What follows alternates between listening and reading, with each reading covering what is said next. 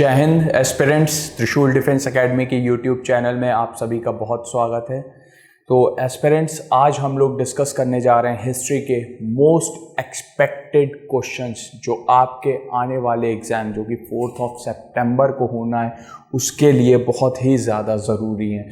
Guys, ये questions बहुत important हैं और आपके एग्ज़ाम के लिए बहुत ज़्यादा ज़रूरी है, क्योंकि ये जो क्वेश्चंस हैं ये या तो एग्ज़ाम में आए हुए हैं या इनके आने की बहुत ज़्यादा चांसेस हो जाती हैं, क्योंकि ये टॉपिक्स बहुत ज़्यादा यूपीएससी के फेवरेट टॉपिक्स देखने के लिए मिलते हैं। और बेसिकली ये जो टॉपिक है ना, जो जिसके बारे में आज हम लोग बात करने जा रहे हैं, वो टॉपिक है गांधीयन एरा।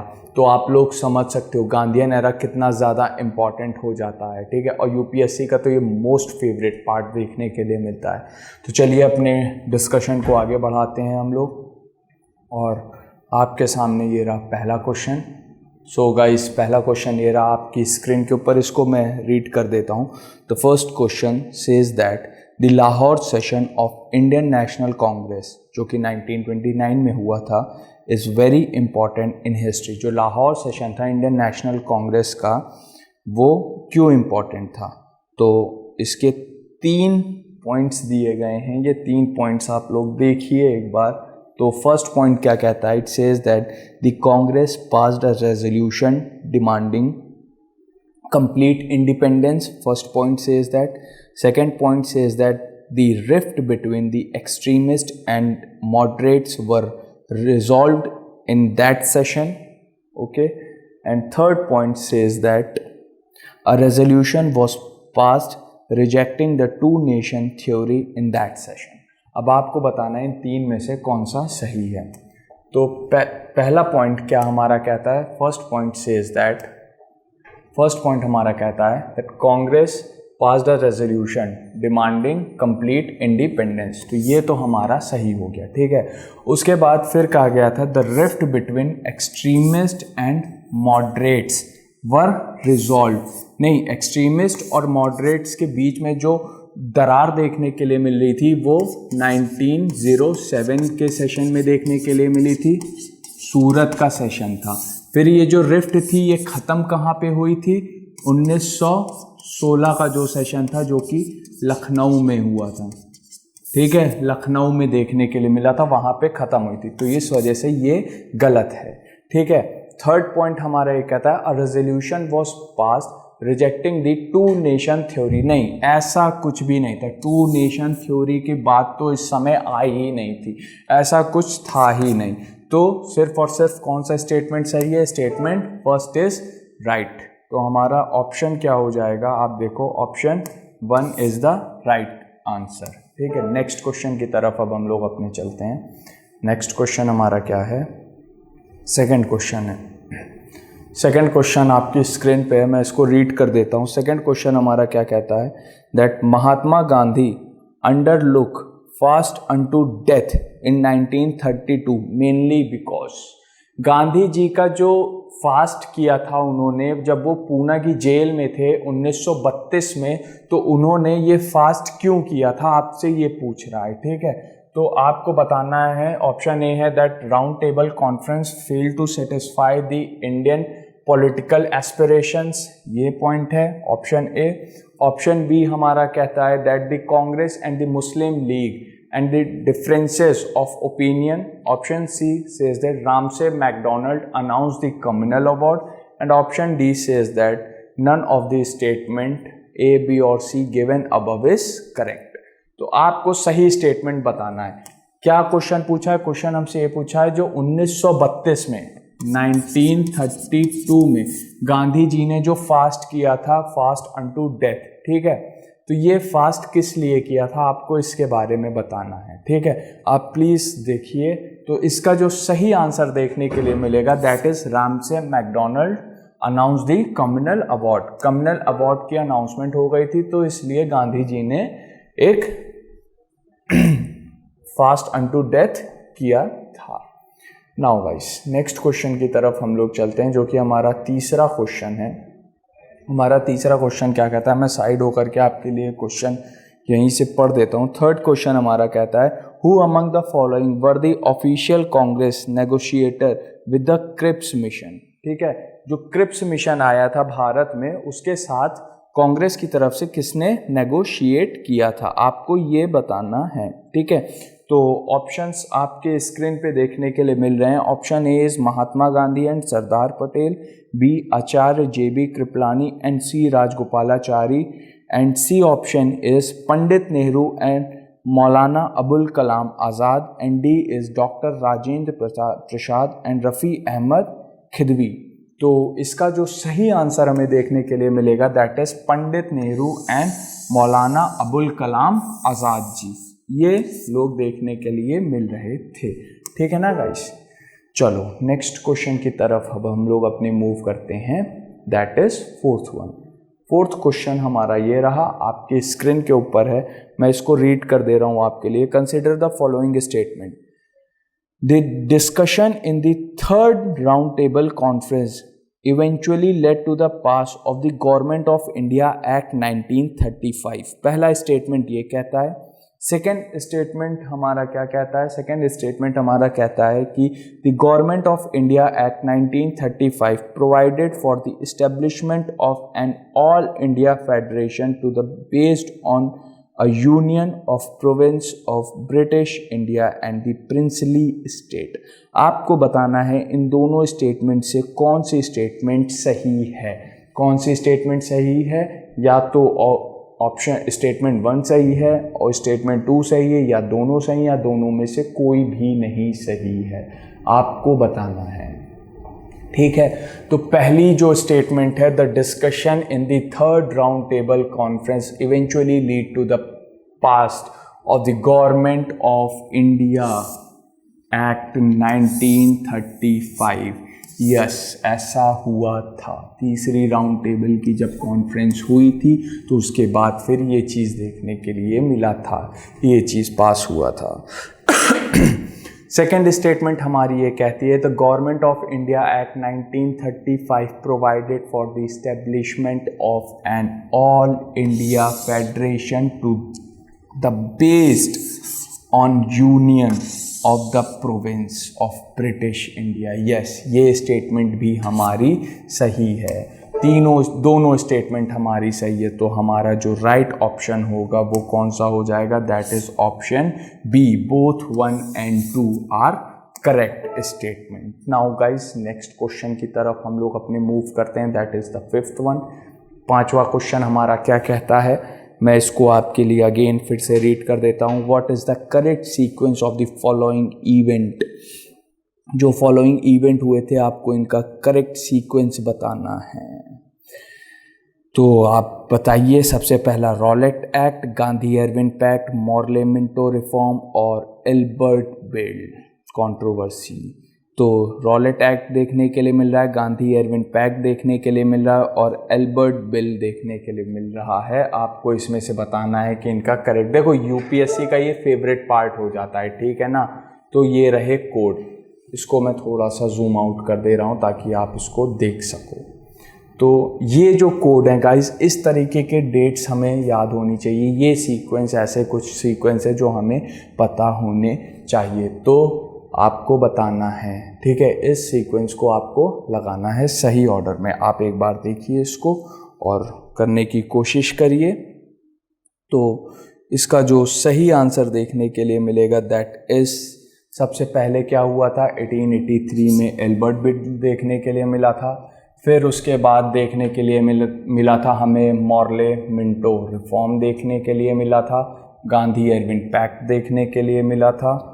4 हो गया, फिर 3 हो गया, मॉर्ले मिंटो रिफॉर्म्स ये आया था हमारा 1883 में आया था। मॉर्ले मिंटो रिफॉर्म्स आए थे हमारे 1909 में देखने के लिए मिले थे। रॉलेट एक्ट हमारा देखने के लिए मिला था 1919 वाला जो एक्ट देखने के लिए मिलता है। फिर उसके बाद गांधी जी ने 1920 में CDM स्टार्ट कर दिया था। फिर गांधी एरविन पैक्ट देखने के लिए मिलता है, अभी हमने देखा था जो first round table conference, second round table conference होनी थी उससे पहले ये एक्ट करवाया गया था गांधी जी को, ताकि राउंड टेबल कॉन्फ्रेंस में बुलाया जा सके। तो इसका जो सही क्रोनोलॉजी देखने के लिए मिलेगी that is 4, 3, 1 and 2। Now guys next पे हम लोग चलते हैं। Next question B is the correct answer.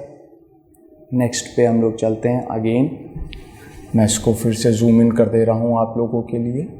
आप प्लीज़ इस क्वेश्चन को एक बार देखो। मैच द फॉलोइंग का क्वेश्चन आ गया है। Match the list 1 and list 2 and select the correct answer from the given code.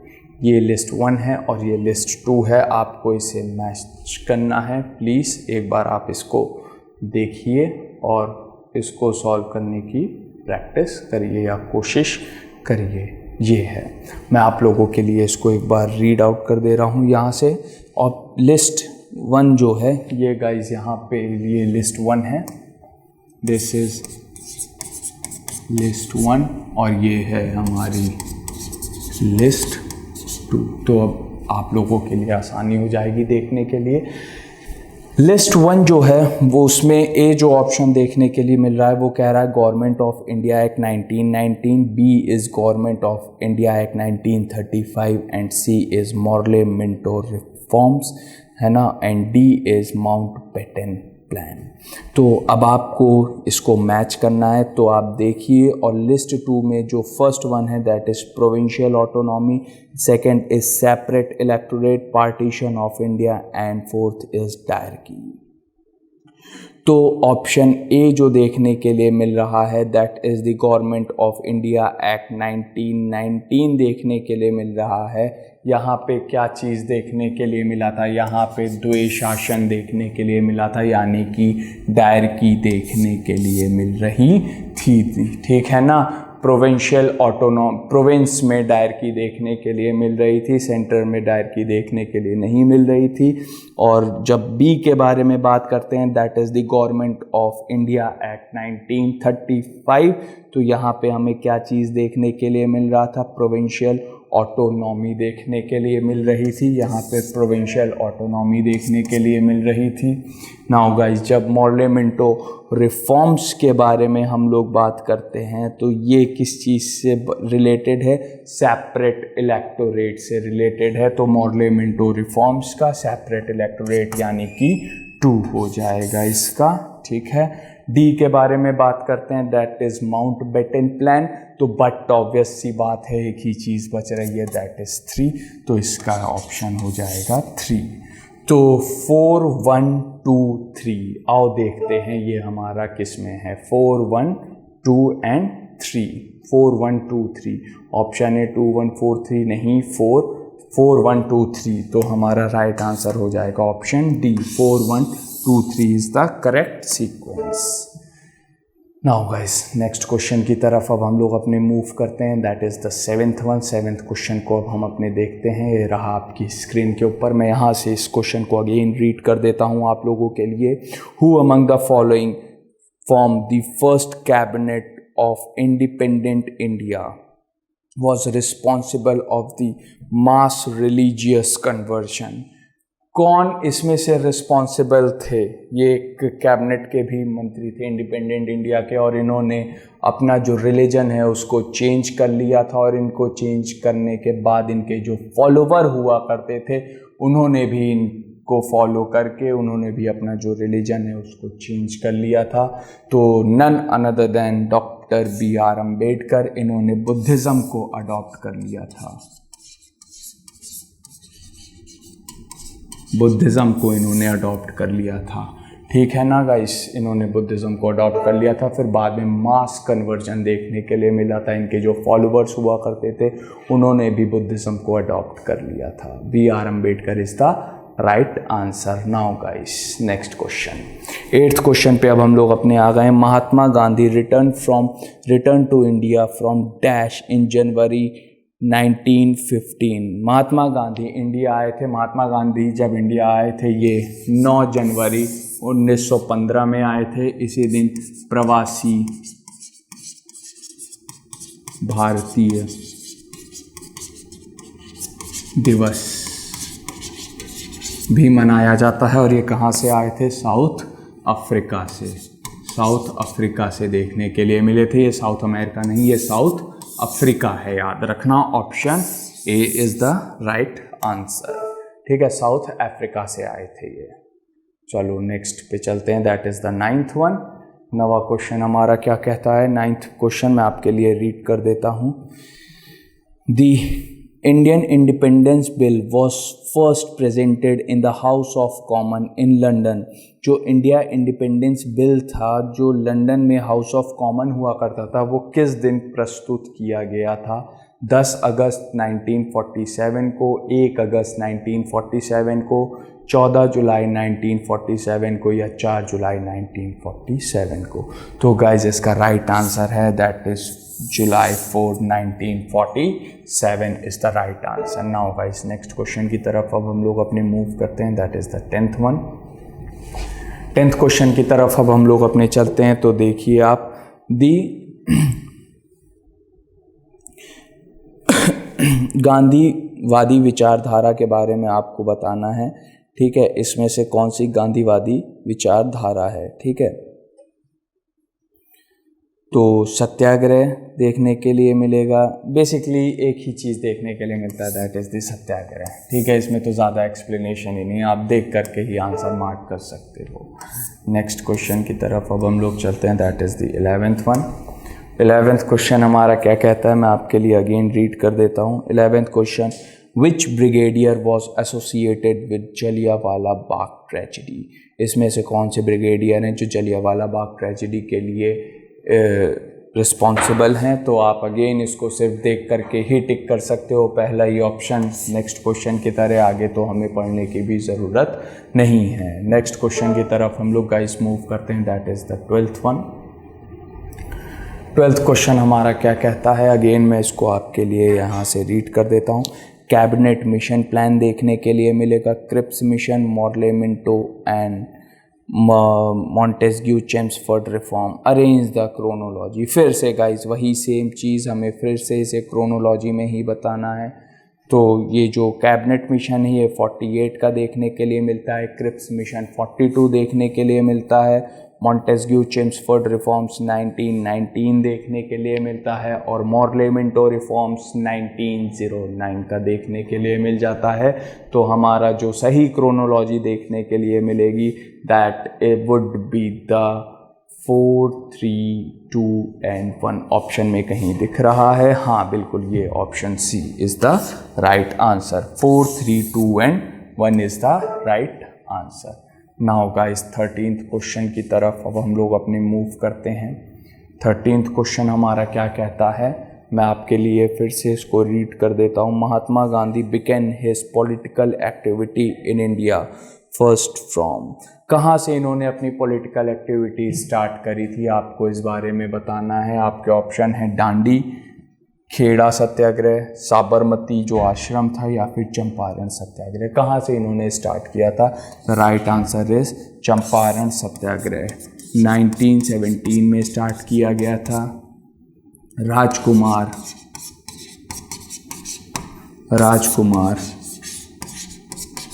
Shukla ने इनको बुलाया था। तिनकठिया सिस्टम, तिनकठिया लगान जो देखने के लिए मिलता है, उसके अगेंस्ट इन्होंने पहला सत्याग्रह किया था। पहली मास स्ट्राइक इनकी इंडिया में यही देखने के लिए मिलती है, that is the Champaran Satyagraha. Remember guys, question अगर पूछता है गांधी जी का पहला सत्याग्रह इंडिया में कौन सा है, तो वो आपको बताना होगा चंपारण। लेकिन अगर क्वेश्चन आपसे ये पूछता है गांधी जी का पहला सत्याग्रह कौन सा था, और वहाँ पे साउथ अफ्रीका भी है ऑप्शन में, तो आप साउथ अफ्रीका लगाओगे, क्योंकि गांधी जी ने पहला जो सत्याग्रह था वो साउथ अफ्रीका में ही किया था। आपको इस बारे में पता होना चाहिए। चलो नेक्स्ट क्वेश्चन की तरफ अब हम लोग अपने मूव करते हैं, that is the 14th one. 14th question हमारा क्या कहता है गाइस? 14th क्वेश्चन हमारा ये कहता है that which one of the following novel was a source of inspiration of the freedom fighter in India। आपको बताना है इसमें से कौन सी नॉवेल है जो कि फ्रीडम फाइटर्स के लिए इंस्पिरेशन का सोर्स है। ठीक है, तो इसका जो सही आंसर है दैट इज दी आनंद मठ, द आनंद मठ। इसको लिखा किसने था? बंकिम चंद्र चटर्जी ने लिखा था आनंद मठ को, ठीक है ना। तो ये हो गया। नेक्स्ट 15th क्वेश्चन पे अब हम लोग अपने मूव करते हैं। अगेन ये क्या देखने के लिए मिल रहा है? ये मुझे लगता है फिर से मैच द फॉलोइंग का ही क्वेश्चन है। चलो नेक्स्ट, हाँ जी, ये मैच ऑफ द फॉलोइंग का क्वेश्चन है। आपको बताना है Hunter commission, Wardha scheme, university act और राधा कृष्ण मिशन। तो हंटर कमीशन, वर्धा स्कीम और यूनिवर्सिटी एक्ट और राधा कृष्ण मिशन देखने के लिए मिलेगा। तो हंटर कमीशन के बारे में हम लोग बात करते हैं। तो ये हंटर कमीशन हमें कब देखने के लिए मिला था? हंटर कमीशन कब आया था? 1882 में देखने के लिए मिला था। वर्धा स्कीम जो देखने के लिए मिली थी वो 1937 की देखने के लिए मिली थी। और यूनिवर्सिटी एक्ट हमें 1904 का देखने के लिए मिलता है। और राधा कृष्ण मिशन 1948 का देखने के लिए मिल जाता है। तो ए का हो जाएगा डी यानी कि 4। और वर्धा स्कीम जो आई थी दैट वाज इन 1937। और यूनिवर्सिटी एक्ट जो लेकर के आया था, कर्जन लेकर के आया था, 1904 में लेकर के आया था। और राधा कृष्ण मिशन के बारे में हम लोग जानते हैं दैट इज द 1948 में। तो ए का 4 हो जाएगा, बी का क्या हो जाएगा? 3 हो जाएगा, सी का सही मैच हो जाएगा 2 एंड डी का जो होगा दैट इज दी 1। तो 4 3 2 1 इज द राइट आंसर। आओ हम लोग अपने कोड को देखते हैं। 4 3 2 1, yes, option D is the right answer. Option D is the right answer guys. Now next को, yes, option D is right one. 16th question पे अब हम लोग अपने चलते हैं, देखते हैं 16th क्वेश्चन क्या होता है। मैं आपके लिए इस क्वेश्चन को रीड कर देता हूँ।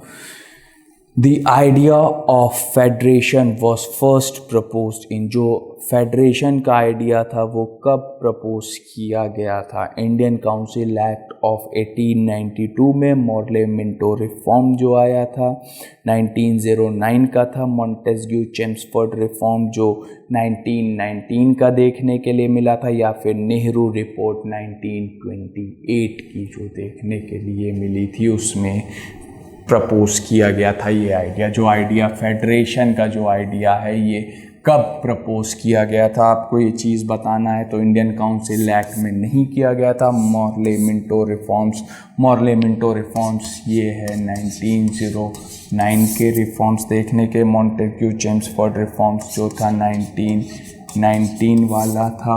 और ये yes, Nehru report is the right answer. Nehru report is right one. Yes, D is the right one. 17th question पे अब हम लोग आते हैं। 17th क्वेश्चन हमारा क्या कहता है guys? 17th question says that who established the Indian Civil Liberty Union in 1936? 1936 में जो सिविल लिबर्टीज़ यूनियन है इसको किसने इस्टेब्लिश किया था? सुभाष चंद्र बोस थे, बाल गंगाधर तिलक, जवाहरलाल नेहरू या फिर राजेंद्र प्रसाद? तो guys right answer is the C one. C is the right answer, that is Jawaharlal Nehru. Jawaharlal Nehru is right answer. Now guys next question की तरफ हम लोग अपने मूव करते हैं, that is the 18th one. 18th question हमारा क्या कहता है? ड्यूरिंग क्विट इंडिया मूवमेंट के समय जो पैरेलल गवर्नमेंट थी वो कहाँ पे कॉन्स्टिट्यूट की गई थी? ये कॉन्स्टिट्यूट कहाँ पे करी गई थी? ये बलिया में करी गई थी guys. It was in Ballia. और ये बलिया यूपी वाला बलिया नहीं, ये महाराष्ट्र वाला जो रीजन देखने के लिए मिलता है वहाँ पे इसको कॉन्स्टिट्यूट किया गया था। राइट, चलो नेक्स्ट क्वेश्चन की तरफ अब हम लोग अपने चलते हैं। 19th क्वेश्चन हमारा क्या कहता है? 19th क्वेश्चन हमारा कहता है who among the following resolution was executed by the British? Who among the following revolutionary, sorry, who among the following revolutionary was executed by British? Britishers ने इनमें से किस रेवोल्यूशनरी को फांसी दी थी? जतेंद्र दास को दिया था, चंद्रशेखर आज़ाद को दिया था, राजगुरु को दिया था, या फिर कल्पना दत्ता को दिया था? आपको बताना है। तो इसका जो राइट आंसर देखने के लिए मिलेगा that is the Rajguru. Rajguru को इन्होंने एग्जीक्यूट किया था। नाउ गाइस नेक्स्ट क्वेश्चन की तरफ हम लोग चलते हैं। 20th क्वेश्चन है। 20th क्वेश्चन हमारा क्या कहता है? On April 12, 1944 Subhash Chandra Bose hosted the Indian National Army in a town in which state and union territories is that town is now? अभी कहाँ पे है जहाँ पे पहली बार, हाँ, अंडमान और निकोबार को इन्होंने आज़ाद करवाया था, ये बात हमें पता है, लेकिन उससे पहले इन्होंने जो इंडियन नेशनल आर्मी है उसको, उसका जो फ्लैग है उसको फहराया था, उस झंडे को इन्होंने फहराया था, वो किस टाउन में फहराया था आपको ये बताना है। तो राइट आंसर इस मिज़ोरम, सॉरी, राइट आंसर इस मिज़ोरम, मणिपुर नहीं, मिज़ोरम है, ठीक है। अंडमान निकोबार में फहराया था और अंडमान और निकोबार का नाम भी इन्होंने चेंज किया था। Now guys next 21st question पे अब हम लोग अपने चलते हैं। 21st क्वेश्चन हमारा क्या कहता है? वो ये कहता है that which one of the following movement was not led by Mahatma Gandhi? इनमें से कौन सा मूवमेंट जो कि गांधी जी ने नेतृत्व नहीं किया था? Champaran Satyagraha, Wahabi movement, non corporation movement, या फिर सिविल डिसोबीडियंट मूवमेंट? गाइस ये सारे जो मूवमेंट हैं, चंपारण सत्याग्रह हो गया, नॉन कॉरपोरेशन हो गया, सिविल डिसोबीडियंट हो गया, ये सारे मूवमेंट का गांधी जी ने नेतृत्व किया था। वहाबी मूवमेंट जो है एक रिलीजियस रिफॉर्म मूवमेंट देखने के लिए मिल रहा था, जो मुस्लिम कम्युनिटी होती है उनका एक ये मूवमेंट था रिलीजियस रिफॉर्म का, हमें ये चीज़ पता होनी चाहिए। तो right answer is the Wahhabi movement. Now guys next question की तरफ मूव करते हैं अब हम अपने। Next question is the 22nd question. 22nd question हमारा क्या कहता है? 22nd क्वेश्चन हमारा ये कहता है who among the following founded the All India Depressed Class Federation in 1920? All India Depressed Class Federation किसने फाउंड करी थी? B.R. अम्बेडकर जी ने फाउंड करी थी। The B.R. Ambedkar is the right answer. Doctor B.R. Ambedkar ji ने फाउंड करा था। नाउ 23rd क्वेश्चन पे अब हम लोग अपने आ गए हैं। 23rd क्वेश्चन हमारा क्या कहता है? The Indian national army Azad Hind फौज fought in the second world war against, किसके अगेंस्ट इन्होंने फाइट किया था? जापान की इन्होंने मदद ली थी, इसकी मदद से इन्होंने फाइट किया था। और लेकिन किसके अगेंस्ट थे ये ग्रेट ब्रिटेन के अगेंस्ट इन्होंने फाइट किया था। हेल्प किसकी ली थी? हेल्प इसने दी थी, ठीक है, हेल्प इसने दी थी आज़ाद हिंद फौज को, और फाइट इसके अगेंस्ट किया था, ग्रेट ब्रिटेन के अगेंस्ट फाइट किया था इन्होंने। नाउ गाइस 24th क्वेश्चन पे अब हम लोग अपने मूव करते हैं। तो 24th क्वेश्चन हमारा क्या कहता है? वो ये कहता है through which principle did Mahatma Gandhi strive to bridge the economic inequality? है ना, आपको बताना है इसका सही आंसर क्या होगा। Abolition of the machinery, establishment of the village industry, adoption of the non violence, या ट्रस्टीशिप थ्योरी के थ्रू? तो ये जो था इसका सही answer that is the trusteeship theory के थ्रू इन्होंने अबॉलिश किया था। Now guys next question that is the 25th। आप देखिए गाइस ये क्वेश्चन बहुत ज़्यादा इंपॉर्टेंट हो जाते हैं, गांधीयन एरा का पूरा एक सेट है।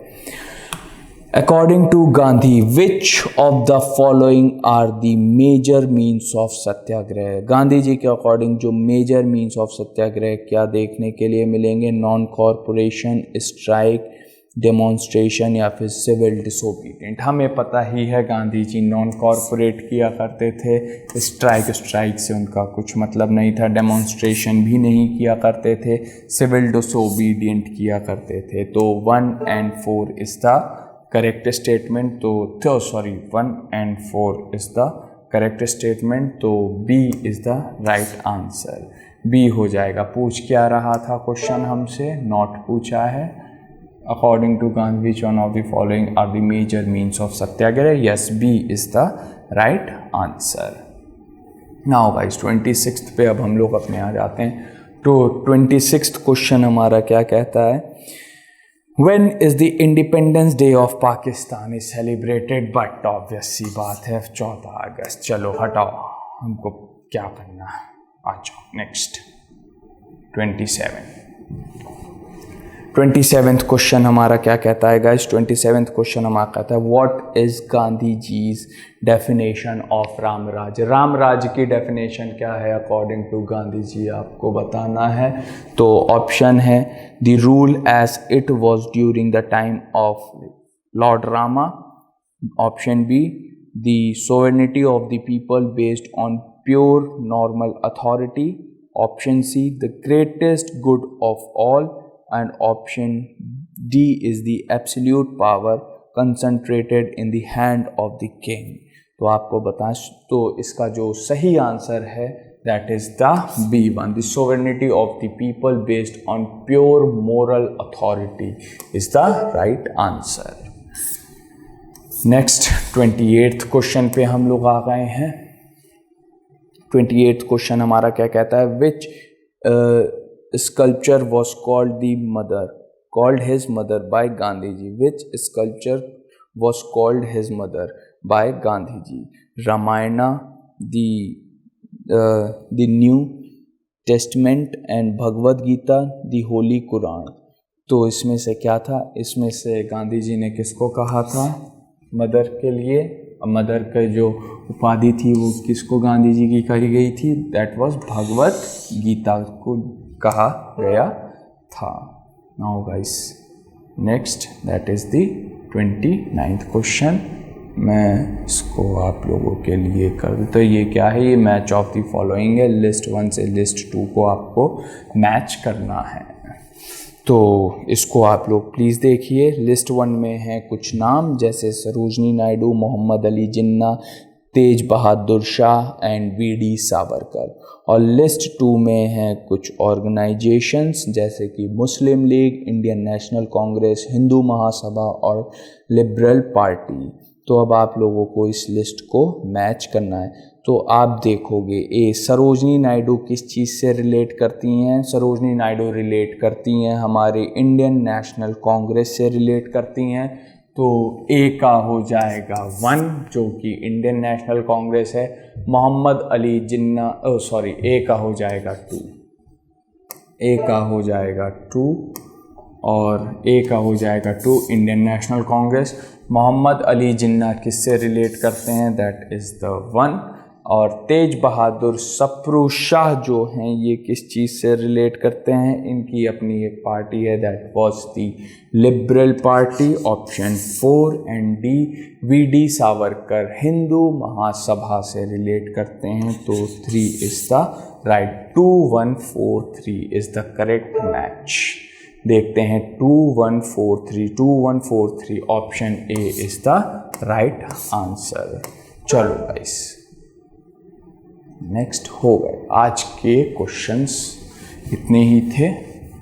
तो गाइस ये जितने क्वेश्चंस हमने डिस्कस किए हैं बहुत ज़्यादा इम्पॉर्टेंट क्वेश्चंस हैं और इनकी आने की बहुत ज़्यादा चांसेस है क्योंकि ये क्वेश्चन बार बार हर एग्ज़ाम में रिपीट हुए हैं और इस बार भी ये आ सकते हैं और ये CDS के एग्ज़ाम में रिपीट हुए क्वेश्चंस हैं गाइस. आपके NDA CDS के लिए बहुत ज़्यादा इम्पॉर्टेंट हिस्ट्री के क्वेश्चंस हो जाते हैं. So guys this is all for the day. I hope you enjoyed this video. Thanks a lot for watching this. Thank you guys. जहां बनते हैं देश के गौरव, इंडिया का एकमात्र ऐसा कोचिंग इंस्टीट्यूट जहां कैडेट्स को ट्रेन किया जाता है आने वाले डिफेंस एग्जाम के अनुसार. अगर आपका भी सपना है भारतीय सेना में शामिल होकर देश की सेवा करने का, तो आज ही ज्वाइन करें त्रिशूल डिफेंस एकेडमी.